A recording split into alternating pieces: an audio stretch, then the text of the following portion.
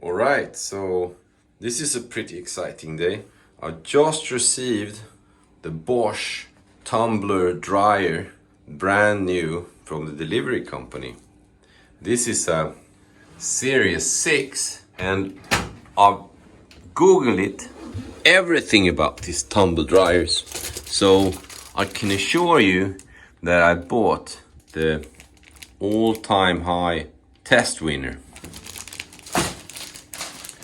And that one is called WTW85S49SN or 85ISN.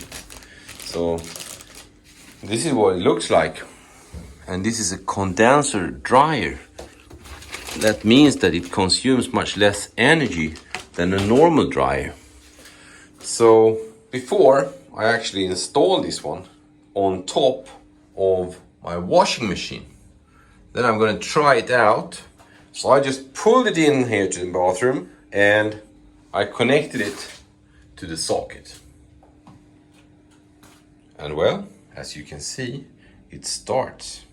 Now we have all these labels here in Swedish, but I will change them and then I will review what you can do with this amazing tumble dryer. Now the reason why I bought this is because I have a lot of down garments and once in a while I wish to wash them and dry them, and then you want to have a good tumble dryer, and this one has the 9 kilo capacity, so I can essentially load in my down jackets and sleeping bags or whatever, and then together with tennis balls, and then dry it properly.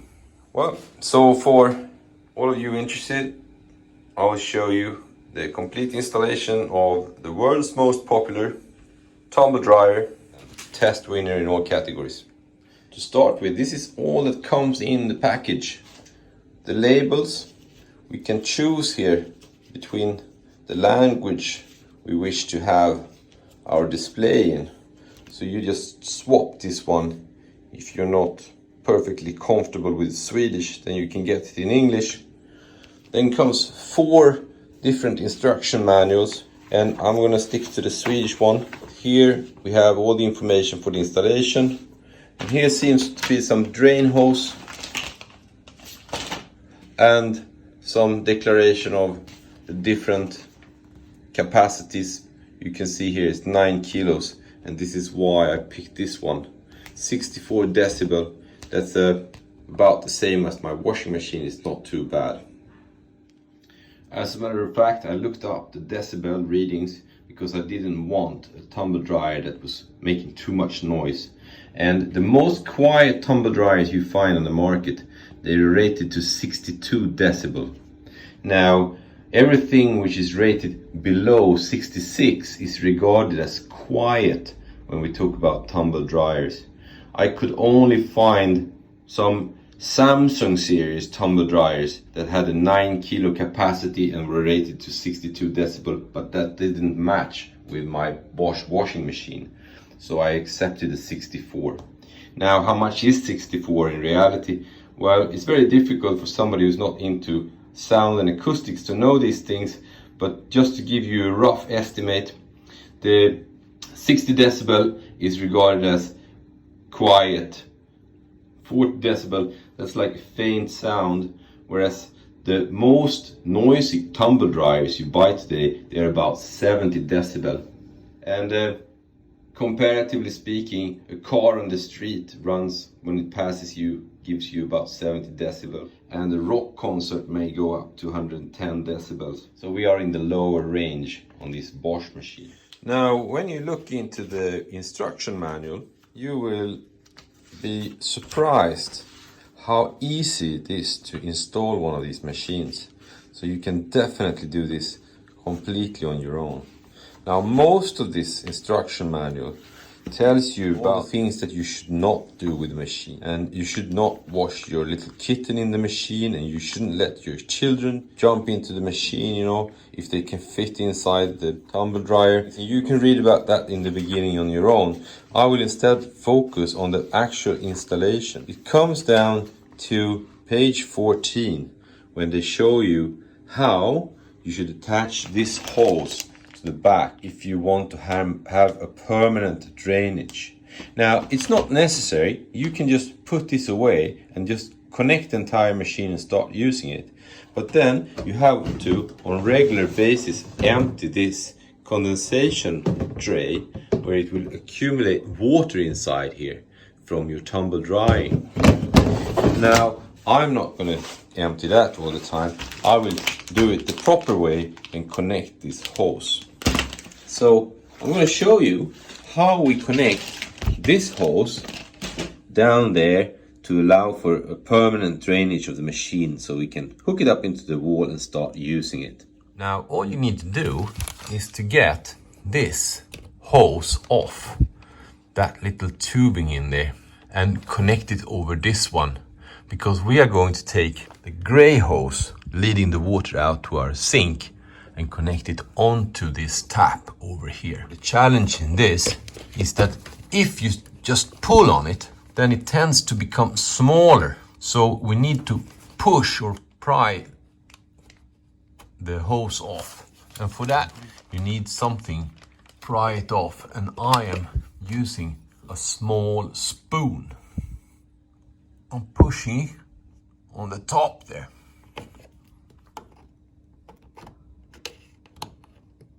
And you need to get down on your stomach to do this. And then I push with my fingers. Well, now I can sense that it's coming off on the bottom, because you get a better grip. The underside here, as you can see, using my index finger. And then we will push. There is a chance that there's some water in here, because, believe it or not, all these machines are in fact tested before they're being delivered. Well, here you can see that I actually didn't need the spoon. It's sufficient that you pull at the same time as you lift a little bit on the tube, on the hose, rubber hose, with your finger like this, because then it slips off like that. This one goes on to this holder there, and then we push the rest of the tube, the hose, onto the holder there. And the water that used to come out here as condensed water could alternatively, if you're not connecting the hose that I'm connecting now, go up there and end up in the condensation tray where you see the inlet to that one on the rear of the machine there. Instead, I'm taking the hose that was supplied with the machine, and we are pushing this one on here. And obviously that takes a little bit of effort, but with some pressure you can get it on there, and it should go all the way in to there. And we push, and we see there's like 1 centimeter left. Now just wiggle it a bit.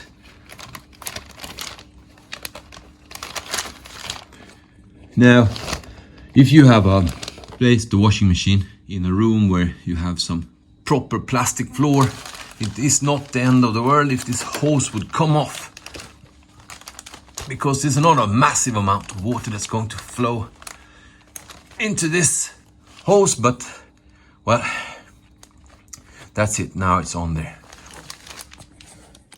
Now all you need to do is to hang this piece over into your sink, or you could use this little plastic piece and connect it under the sink with the outlet to the washing machine. This is the end of this video, but I want to highlight to you that if you're placing your tumble dryer on top of your washing machine, it's advisable to get this sort of support with vibration stabilizers.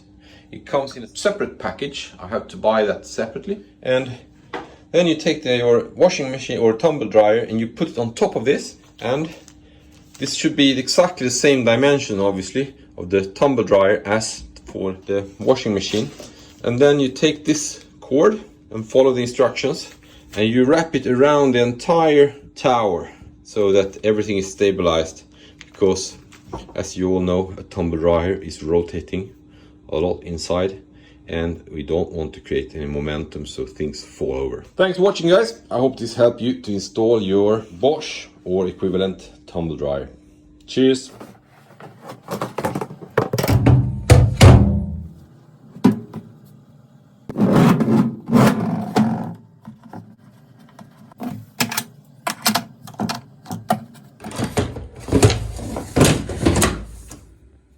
Towels.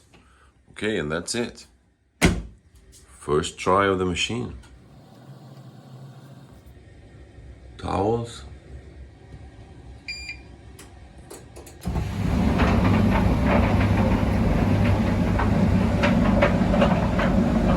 And it's working.